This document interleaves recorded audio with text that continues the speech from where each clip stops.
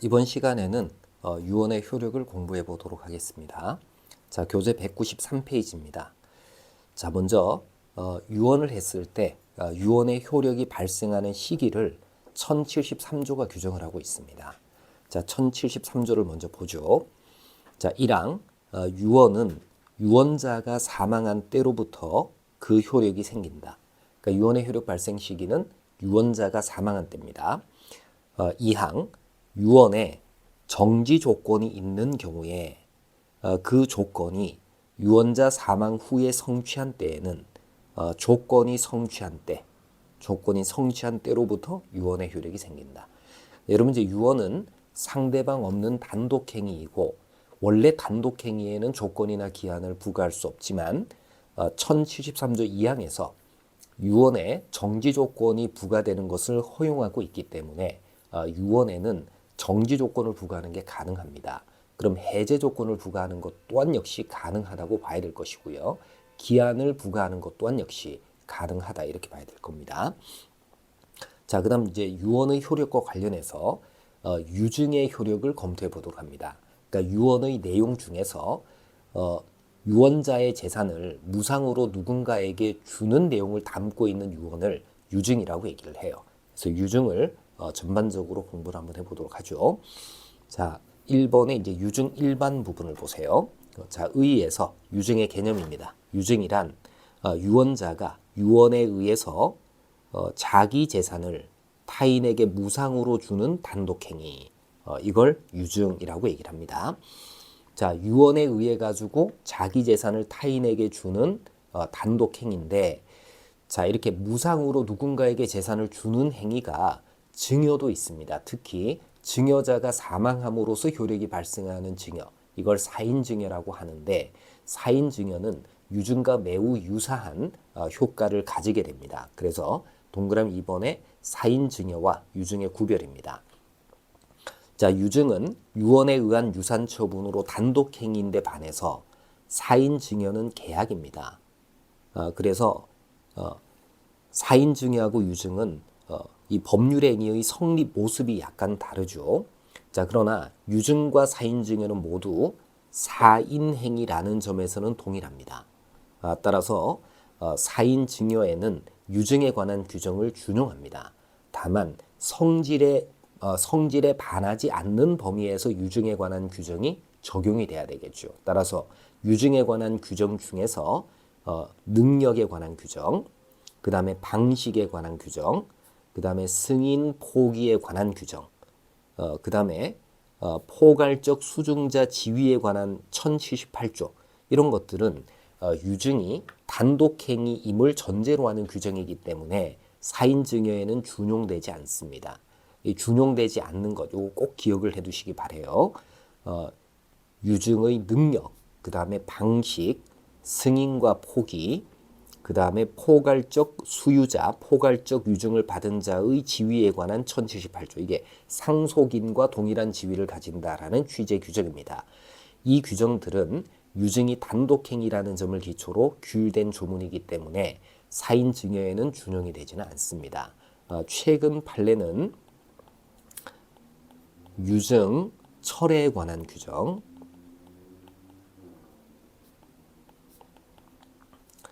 유증 철회에 관한 규정이 사인증여에 준용이 되느냐라는 것을 판단한 대법원 판결이 있습니다. 자, 유증 철회에 관한 규정은 사인증여에 준용된다라는 것을 꼭 기억을 해두시기 바래요. 자, 요게 최신 판례이니까 요거는 이제 꼭 기억을 해두시기 바랍니다. 자, 그다음 이제 동그라미 3번에 포괄 유증, 특정 유증. 유증의 종류에는 포괄 유증하고 특정 유증 두 가지로 나누어 볼 수가 있습니다. 자, 포괄 유증이란 적극 재산과 소극 재산을 포괄하는 상속 재산 전부 또는 그중 일정한 비율을 유증의 내용으로 하는 것, 이걸 포괄 유증이라고 얘기를 하고, 특정 유증이라는 것은 특정의 구체적 재산, 이거를 유증의 내용으로 하는 것을 특정 유증이라고 얘기를 합니다. 자, 그럼 이제 포괄 유증이냐 특정 유증이냐라는 것을 구분하는 것은 상속재산에 대한 비율의 의미로 되어져 있으면 포괄유증으로, 그렇지 않고 유증 목적물이 구체적으로 정해져 있으면 특정유증이라고 할 수가 있습니다. 자, 둘째 줄에 보시면 유언 공정증서 등의 유증한 재산이 개별적으로 표시되었다는 사실만으로는 특정유증이라고 단정할 수는 없어요. 왜냐하면 그 경우에도 그 표시된 재산이 유언자가 가지고 있는 모든 재산이다라고 한다면 포괄유증이라고 볼 수도 있기 때문에 유언 증서에 유증 목적 재산이 개별적으로 표시되었다라는 사실만으로는 특정유증이라고 할 수가 없습니다. 자, 그 다음 양가로 디귿에 포괄유증과 특정유증의 구체적인 차이, 이거 꼭 기억을 해 두셔야 됩니다. 자, 이거는 중요하죠. 포괄적 유증을 받은 자는 상속재산에 관해서는 상속인과 동일한 지위를 가집니다. 그러니까 포괄 승계인의 지위를 가져요. 반면에 특정 유증을 받은 자는 유증 목적물에 관해서는 채권자의 지위를 가집니다. 따라서 상속인과 동일한 지위를 가지기 때문에 포괄 유증의 목적인 재산이 부동산일 때에는 별도의 공시 방법이 불필요합니다. 방법 불여. 그러니까 포괄적 수유자가 상속 재산을 취득하기 위해서 포괄적 수유자 명의로 등기를 마쳤을 때의 소유권을 취득한다. 이렇게 볼 게 아니라 유증의 효력이 발생할 때, 즉 유언의 효력이 발생할 때 포괄적 수유자는 유증 목적 재산을 당연히 취득하게 되는 겁니다. 반면에 특정 유증을 받은 자는 유증 목적물에 관하여 채권자의 지위를 가지게 됩니다. 따라서 특정 유증을 받은 자가 유증 목적 재산을 취득할 때에는 별도의 공시 방법이 필요하겠죠. 그죠? 공시 방법이 필요하다. 이런 차이를 꼭 기억을 해 두시기 바랍니다. 자, 그 다음 동그라미 니은의 두 번째 차이입니다. 포괄 유증을 받은 자는 상속의 승인 포기 규정에 따라서 포괄 유증의 승인 포기를 할 수가 있어요. 반면에 특정 유증을 받은 자는 유증의 승인 포기 규정에 따라서 승인 포기를 하게 됩니다. 그러면 유증의 승인 포기하고 그 다음에 상속의 승인 포기는 어떤 차이가 있느냐, 이것도 이제 아셔야 되겠죠. 상속의 승인 포기는 승인 포기 기간 내에 이루어져야 됩니다. 그렇지 않으면 단순 승인한 것으로 간주를 합니다. 반면에 유증의 승인 포기는 방식이나 시기에 특별한 제한이 없다라는 점에서 이제 차이가 있는 거죠. 자, 그다음 양가로 2번에 유증의 당사자를 보죠. 유증자는 당연히 사망한 자, 유언을 한 자가 될 것이고 수유자를 한번 생각해 봅시다. 수유자는 유증을 통해 가지고 재산을 취득하게 되는 사람을 수유자라고 얘기를 하는데, 자, 수유자가 되기 위해서는 유언의 효력이 발생하는 시기에 권리 능력을 갖추고 있어야 됩니다. 문제는 유언의 효력이 발생하는 시기, 유언자가 사망할 때 태아의 경우에도 수유자가 될 수 있느냐. 그러니까 유증에 관해서 태아는 이미 출생한 것으로 보기 때문에 태아도 수유자가 될 수가 있습니다. 그 다음 수유자는 상속 결격자가 아니어야 됩니다. 상속 결격자는 상속을 받을 수도 없을 뿐만 아니라 유증을 받을 수도 없다. 이렇게 이제 알아두시고요. 반면에 이제 상속 결격자도 증여를 통해 가지고 재산을 취득하는 것은 얼마든지 가능합니다. 그 다음에 법인도 수유자가 될 수가 있어요. 그죠? 자연인뿐만 아니라 법인도 수유자가 될 수가 있습니다. 그 다음에 양가로 니은에 수유자가 수유자로서의 요건을 갖추지 못한 경우라면 유증은 무효가 됩니다. 따라서 유증 목적 재산은 상속인에게 귀속이 되고요. 다만 유언자가 다른 의사를 표시했을 때에는 그 의사에 의하도록 합니다. 자, 그 다음 이제 동그라미 2번에 유증 의무자입니다. 자, 특정 유증의 경우에는 유증 의무를 이행을 해야지 특정 유증을 받은 자가 그 유증 목적의 재산을 취득할 수가 있어요. 그럼 그 이행 의무를 누가 해야 되느냐? 이 자가 이제 유증 의무자가 될 겁니다. 자, 유증 목적인 재산의 양도 의무는 유언자가 사망한 후에 집행이 되기 때문에 유언자는 당연히 유증 의무자가 될 수가 없겠죠. 그래서 유증 의무자는 상속인, 그 다음에 유언 집행자, 그 다음에 포괄적 수유자. 주의하세요. 포괄적 수유자는 포괄 유증을 받은 자이기는 하지만 특정 유증에 관해서는 유증 의무자가 되는 겁니다. 그 다음에 상속인 없는 재산의 관리인 등이 유증 의무자가 되고요. 만약에 상속인이 수인이다. 그런 경우라면은 상속분에 따라서 유증 의무를 부담하게 됩니다. 자, 구체적으로 이제 숫자 2번에 포괄 유증을 보도록 하죠. 포괄적 수유자의 법적 지위인데 1078조에서는 포괄적 유증을 받은 자는 상속인과 동일한 권리 의무가 있다. 이렇게 밝히고 있어요. 자, 동그라미 1번에 보세요. 상속인과 동일한 권리 의무. 자, 포괄적 수유자는 상속인과 마찬가지로 유증자의 권리 의무를 포괄적으로 승계를 합니다. 따라서 유언의 효력 발생과 동시에 상속 재산의 전부 또는 그 비율적 부분을 당연히 승계를 합니다.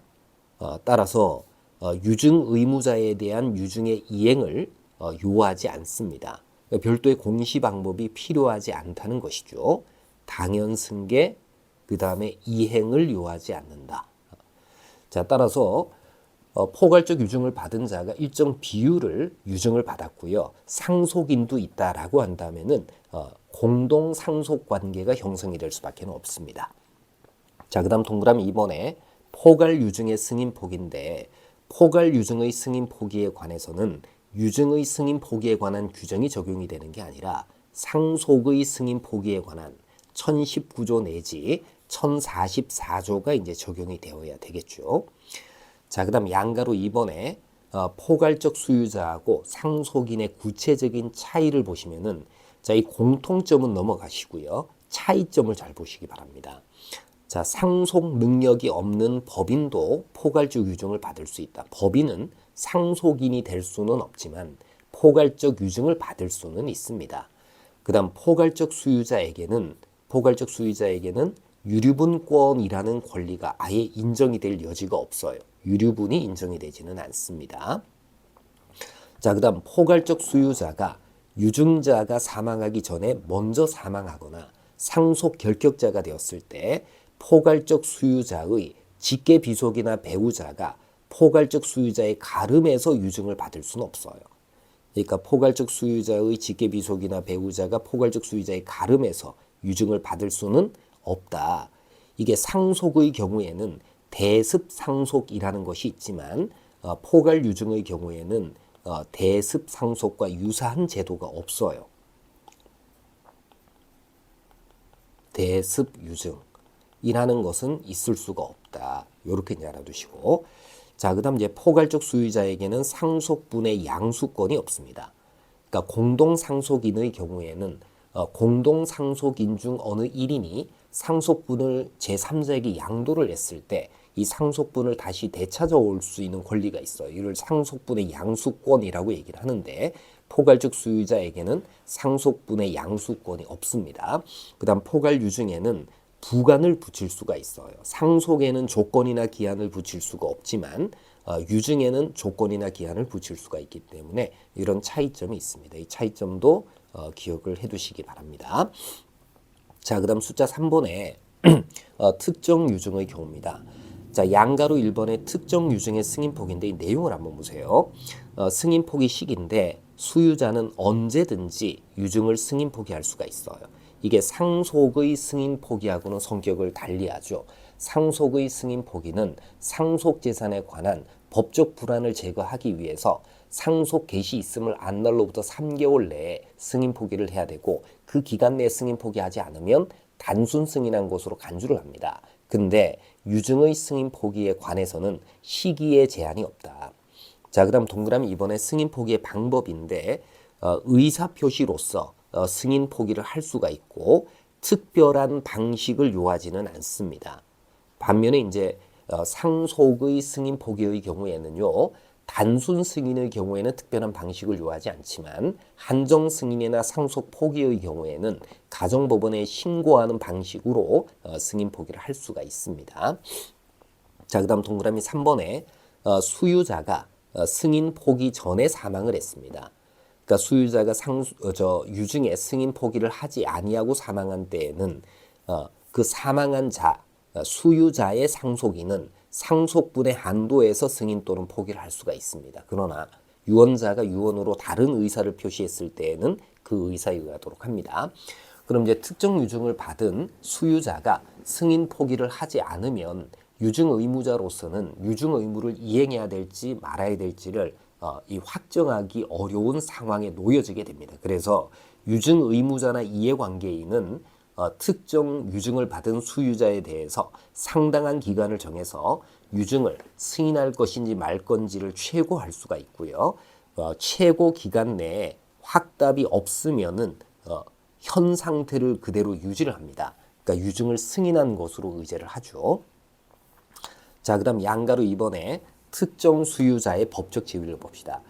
특정 유증을 받은 자는 채권적 지위를 가집니다. 따라서 유증 목적물이 상속재산으로 일단 상속인에게 귀속이 되고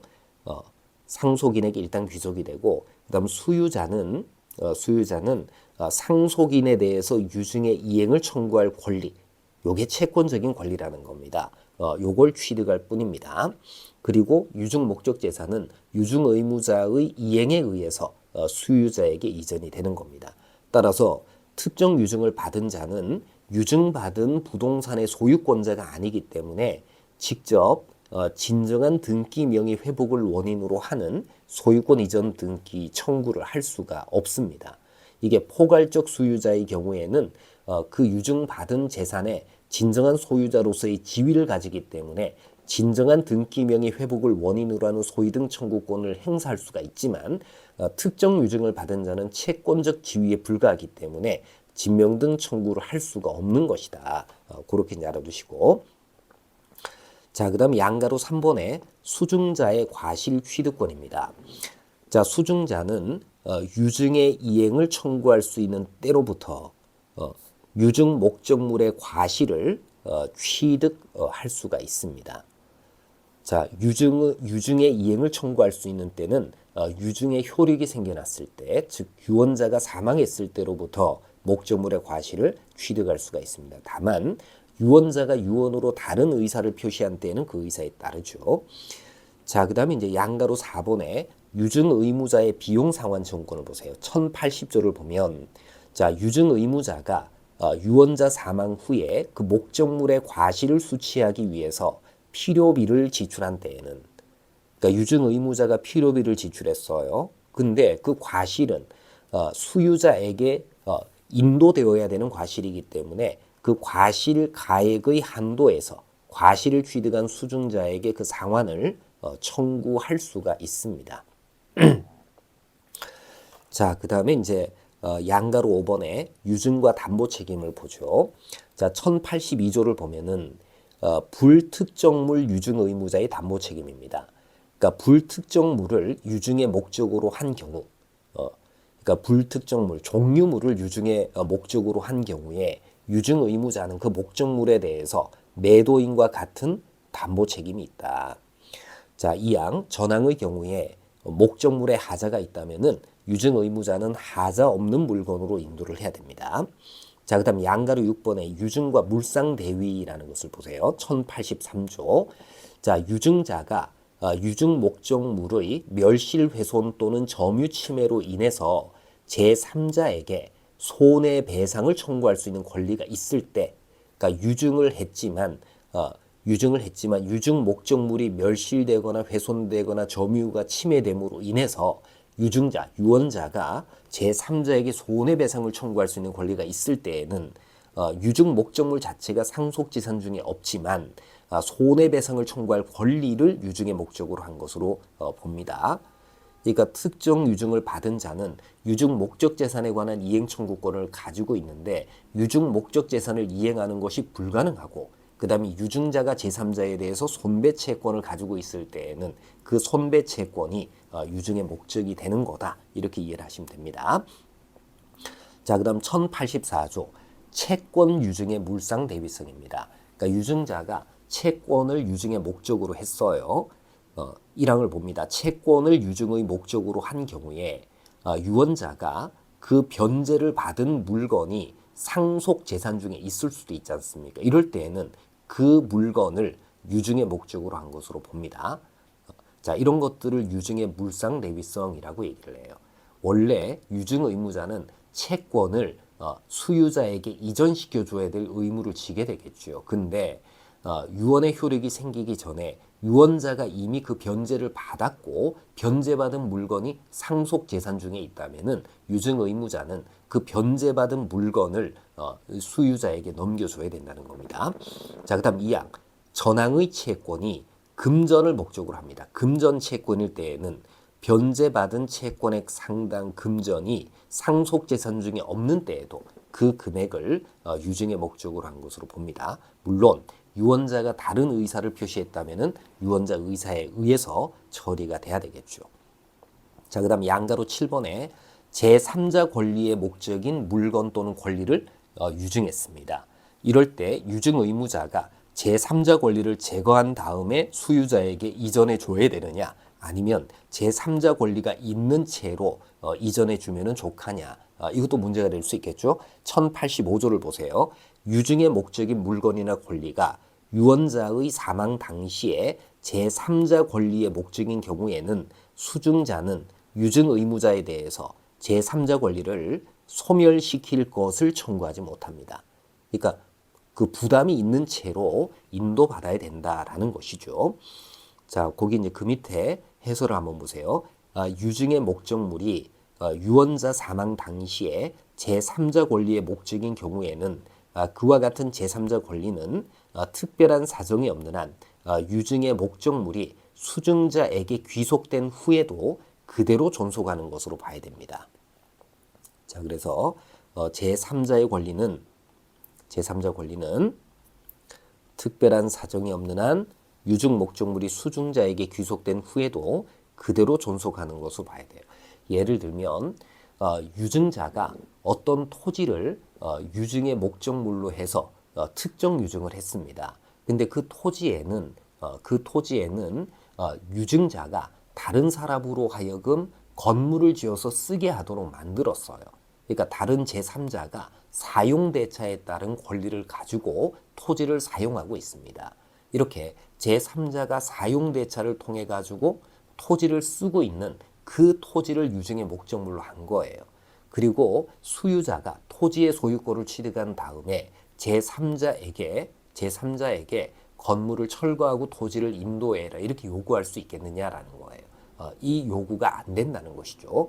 왜냐하면 제3자 권리의 목적이 된 토지가 유증의 목적물이 되었다라고 한다면은 유증 목적물이 수유자에게 넘어가고 난 이후에도 제3자 권리는 일정한 목적이 유지될 때까지 그 권리의 목적이 달성될 때까지는 그대로 존속하는 것으로 봐야 되기 때문에 수유자가 사용 차주인 제3자를 상대로 해서 사용대차를 해지하고 건물을 철거해라 이렇게 요구하는 것은 허용이 되지는 않습니다. 자, 그다음 양가로 8번에 상속재산에 속하지 아니한 권리를 유증의 목적물로 했을 때 어떻게 되느냐라는 거예요. 1항 유언의 목적이 된 권리가 유언자 사망 당시에 상속재산에 속하지 아니한 때에는 유언은 효력이 없다. 이게 원칙입니다. 그러니까 유증 의무자는 상속재산 중에 있는 그러한 목적물을 수유자에게 이전해야 될 의무를 지는 겁니다. 그러니까 유증의 목적이 된 권리가 유언자 사망 당시에 상속재산에 속하지 아니한 때에는 유언은 효력이 없어요. 다만 유언자가 자기 사망 당시에 그 목적물이 상속재산에 속하지 아니한 경우에도 유언의 효력이 있게 할 의사를 표시했다. 이런 경우라면 유증 의무자는 그 권리를 취득해서 수증자에게 이전할 의무가 있고요. 그 다음에 만약에 권리를 취득할 수 없거나 취득에 과다한 비용이 들 때에는 가액으로 변상할 수가 있습니다. 자, 이 조문도 꼭 기억을 해두시기 바래요. 자, 그 다음 이제 숫자 4번에 부담부 유증 쪽으로 넘어갑니다. 자, 부담부 유증이라는 것은 유증 의무자, 그러니까 수유자가 일정한 의무를 부담할 것을 전제로 하는 유증을 부담부 유증이라고 얘기를 합니다. 1번에 이제 의의에서 개념을 보세요. 부담이 있는 유증이란 수유자에 대하여 일정한 이익을 향수케 하는 한편 일정한 부담의 구속을 주는 유증, 그러니까 수유자에게 일정한 부담 의무가 생기는 이런 유증을 부담부 유증이라고 얘기를 합니다. 부담부 유증은 특정 유증에만 인정이 되는 게 아니라 포괄 유증에도 부담부 유증은 얼마든지 있을 수가 있습니다. 여러분 이제 부담부 유증도 유증이기 때문에 무상행위다라는 점을 주의를 하셔야 됩니다. 자, 그다음에 부담 의무를 불이행하더라도 유증의 효력이 당연히 소멸되는 것은 아니기 때문에 조건부 유증하고는 달라요. 이제 문제는 부담 의무를 수유자가 이행하지 않았을 때 어떤 효과가 발생하느냐라는 것이 문제가 되겠죠. 자, 동그라미 3번에 부담의 이행 청구를 보세요. 자, 부담 의무를 이행해야 되는 이행 의무자는 수유자나 그의 상속인이 부담 의무를 이행을 해야 되겠죠. 그다음 부담 의무를 이행해라라고 청구하는 자는 상속인 혹은 유언 집행자, 그다음에 유언에서 부담의 이행 청구권자로 지정된 자, 이런 자가 이제 청구권자가 됩니다. 자, 부담 의무를 이행하지 않았을 때 어떤 효과가 생기느냐라는 거예요. 부담이 있는 유증을 받은 자가 부담 의무를 이행하지 않았을 때에는 상속인 또는 유언 집행자는 상당한 기간을 정해서 이행을 최고하고, 그 다음에 기간 내에 이행하지 않았을 때에는 가정법원에 유언의 취소를 청구할 수가 있습니다. 이 효과를 잘 기억을 해두세요. 가정법원의 유언의 취소를 청구할 수 있다. 반면에 일정한 의무를 이행하는 것을 조건으로 하는 유증이다라고 한다면은 그 의무 이행이 불가능하게 되면 유증은 효력을 잃어버리게 되겠죠. 근데 부담부 유증의 경우에는 가정법원의 유언의 취소를 청구할 수가 있습니다. 자, 그다음 동그라미 4번의 수유자의 부담 의무에 관한 책임의 범위입니다. 수유자는 유증의 목적의 가액을 초과하지 아니하는 한도에서 부담 의무를 이행할 책임이 있고요. 한정 승인이나 재산 분리로 유증 목적의 가액이 감소한 때에는 그 감소된 한도에서 부담할 의무를 면하게 됩니다. 그래서 유증 목적 가액의 범위에서만 부담한 의무를 이행할 책임을 지는 겁니다. 자, 그다음 이제 숫자 5번에 유증의 실효를 보세요. 자, 1089조를 보시면은 1항 유증은 유언자의 사망 전에 수증자가 사망한 때, 유언의 효력이 발생하기 전에 수증자가 사망한 때에는 그 효력이 생기지 않습니다. 그러니까 유증이 효력을 잃어버리게 된다는 것이죠. 자, 그다음 2항 정지 조건이 있는 유증은 수증자가 조건 성취 전에 사망한 때에 그 효력이 생기지는 않습니다. 그래서 유증을 통해서 재산을 취득할 그러한 권리가 유증의 효력이 발생하기 전에 수증자가 사망하게 되면 유증이 효력을 잃는다라는 겁니다. 자, 요렇게 이제 보시고요. 나머지는 이제 조문을 각자 한번 보시면 될 것 같습니다. 이렇게 해서 이제 유증을 끝으로 해서 유언의 효력 부분을 우리가 쭉 한번 살펴봤습니다. 자, 이번 강의는 이번 시간에는 여기까지 이제 강의를 하도록 하죠. 자, 오늘 수업은 유언의 효력, 특히 유증 파트를 유증이라는 게 어떤 제도인지를 잘 숙지를 좀 하시면 되고요. 특정 유증 쪽으로 넘어오면 조문 문제로 출제될 가능성이 있으니까 조문 내용을 잘 숙지를 하시기 바랍니다. 오늘 수업은 여기까지 하도록 하겠습니다. 마치겠습니다.